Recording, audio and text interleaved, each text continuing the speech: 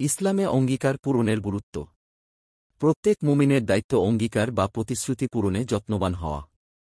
কেননা পবিত্র কোরআনে মহান আল্লাহ তার বান্দাদের অঙ্গীকার পূরণের প্রতি বিশেষভাবে নির্দেশ দিয়েছেন। পবিত্র কোরআনে ঈর্ষাদ হয়েছে, হে মুমিনগণ, তোমরা অঙ্গীকারসমূহ পূর্ণ করো। তোমাদের জন্য গৃহপালিত চতুষ্পদ জন্তু হালাল করা হয়েছে, তোমাদের নিকট যা বর্ণনা করা হচ্ছে তা ছাড়া। তবে ইহরাম অবস্থায় শিকারকে হালাল করবে না।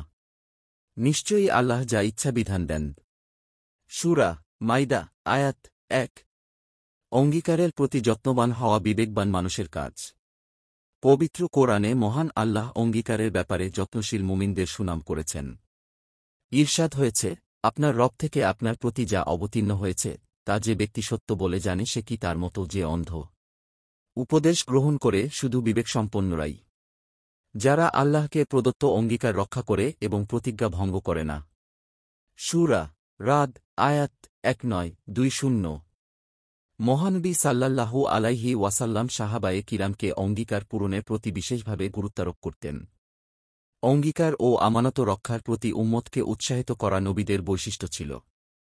হাদিস শরীফে ঈরশাদ হয়েছে, আব্দুল্লাহ ইবনে আব্বাস রাদিয়াল্লাহু আনহু বলেন, আবু সুফিয়ান রাদিয়াল্লাহু আনহু আমাকে খবর দিয়েছেন যে হিরাক্লিয়াস তাকে বলেছিলেন, তোমাকে আমি জিজ্ঞেস করেছিলাম, তিনি নবী সাল্লাল্লাহু আলাইহি ওয়াসাল্লাম তোমাদের কি কি আদেশ করেন?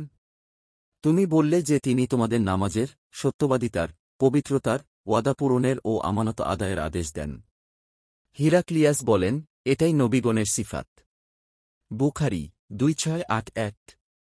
কিয়ামতের দিনও বান্দাদের তাদের অঙ্গীকার সম্পর্কে জিজ্ঞাসাবাদ করা হবে বলে সতর্ক করেছেন। যারা অঙ্গীকার কিংবা প্রতিশ্রুতি রক্ষায় উদাসীন হবে, কিয়ামতের দিন তাদের কঠিন বিপদে পড়তে হবে, অপমানিত হতে হবে।